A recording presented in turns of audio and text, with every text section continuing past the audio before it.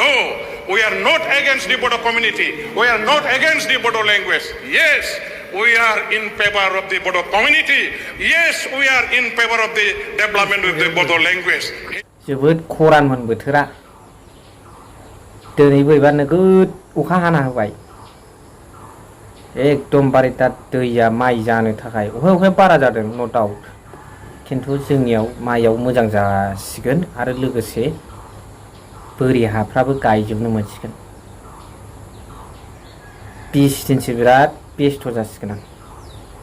दा बेस्थ'नि गेजेरजोंबाबो आं भिडिअखौ लाबोबाय गुसुं खिन्थु आं बारा खोथा बुंनो हानाय नङा दिनै मा खोथा बुंनो नागिरदों आं इन्ट्र' भिडिअआव अलरेडि नोंथांमोना मिथिखाबाय लिडार होनोब्ला बेफोरबादि बुंनो हानांगौ सोर बियो मानगोनां बिटिसिनि एडुकेशन डिपार्टमेन्टनि इएम प्लास दतमा समस्तिनि दतमा एलएसिनि एमएलए मानगोनां रबिराम नार्जारी सार जेएनइउआव दिल्लीआव बिथाङा मा बिदों बर' डिपार्टमेन्टखौ जेएनइउआव सोसनफानो थाखाय दाबि खालामदों आरो बेखौ सोसननायाव बेसेबां 10 कोटि फैसानि गोनांथि दं बिदों बिथाङा बेनि थाखाय खामानि मावनो फैसा बिनाया गिदिर बाथ्रा नङा बेखौ दि मावनो नागिरदों बेखौ सापर्ट होना होआ बेसो खोथाया आसाम गभर्नमेन्टआ सापर्ट होना होआ दा रायजो राजाफोर मोजाङै खोनासंनानै ला बिथां सारनि बुंनायखौ बर' बिजोंनि आरो एसेम्ब्लियाव होख्राव बेखौ मावोब्ला मा जागोन आरो बिथांनि जेनोखि बुंनायनि इंगित बे डाइरेक्ट सोरखौ टाच खालामहरदों मा होननाय जादों बेखौ बयबो सिरियासै खोनासंदा आं बिराद मोजां मोनदोंलै सार बेबादि होननांगौ बिथाङा बुंदोंना बे खामानिखौ मावोब्ला मानि 10 कोटि सेंसन हरनानै बर' डिपार्टमेन्ट मोनसे बिजोंनि खामानि मावना होयोब्ला we are not against the Bodo language we are not against the Bodo community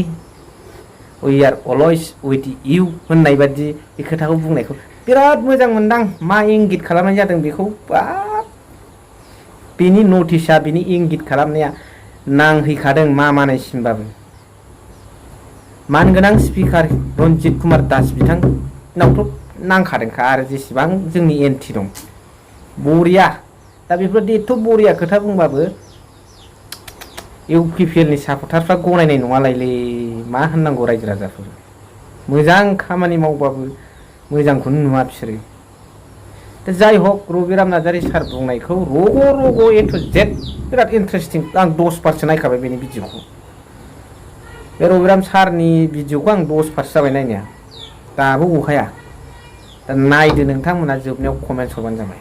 এই সময়ত আজি অসম চৰকাৰৰ ফালৰ পৰা এই কৰ্পাছ ফাণ্ডৰ 10 কোটি টকাটো জেএনইউত যদি আমাৰ বড়ো ষ্টাডি চেণ্টাৰৰ নামত অনুদান হিচাপে যদি আগবঢ়ায় তেতিয়া এটা ভাল মেছেজ হ'ব যে no we are not against the Bodo community we are not against the Bodo language yes we are in favor of the Bodo community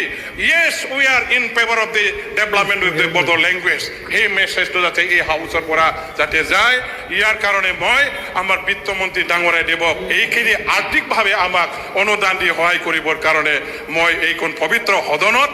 অনুৰোধ মোৰ ফালৰ পৰা ৰাখিছোঁ যোগাযোগৰ ব্যৱস্থাত মই দুটামান মোৰ ফালৰ পৰা এটা সংযোগ কৰিবৰ কাৰণে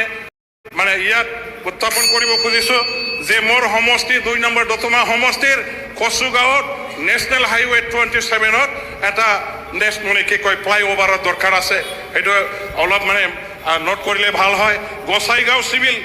চিভিল এছডিঅ'ৰ ফালে যোৱা যিটো ৰাস্তা তাতে আমাৰ নেশ্যনেল হাইৱে 27ত ফ্লাইঅভাৰৰ দৰকাৰ আছে প্ৰত্যেক বছৰে 2-4 জন মানুহ মৰি থাকে আমাৰ চৌতাৰা ৰেল লাইনত ৰেলৱে অভাৰব্ৰিজৰ দৰকাৰ আছে পকেৰা গ্ৰাম ৰেল লাইনৰ ওপৰেদি আমাৰ মানে কি কয় বাউকুংৰে সমষ্টিৰ অধীনত পৰা তাত মানে ফ্লাইঅভাৰৰ দৰকাৰ আছে সেইখিনি যদি আমাক হেৰি কৰে মানে অসম চৰকাৰৰ ফালৰ পৰা দিয়াৰ ব্যৱস্থা কৰে আৰু লগতে যে আমাৰ মানে ওদালগুৰিত থকা বড়োলেণ্ড ইউনিভাৰ্চিটি যিটো এটা কেম্পাছ আছে সেই বড়োলেণ্ড ইউনিভাৰ্চিটিৰ কেম্পাছটো যাতে ফুল প্ৰেজেণ্ট ইউনিভাৰ্চিটিত আপগ্ৰেডেশ্যনৰ কাৰণে যাতে প্ৰক্ৰিয়া আৰম্ভ কৰে মই এইখিনিকে আজি আমাৰ ফাইনেন্স মিনিষ্টাৰ ডাঙৰীয়া দেৱৰ ওচৰত এটা আমাৰ ফালৰ পৰা মানে অনুৰোধ হিচাপে ৰাখিছোঁ नुनो मोनबाय बुजिनो मोनबाय थेंक इउ सै थेंक इउ भेरि माच फर वाचिं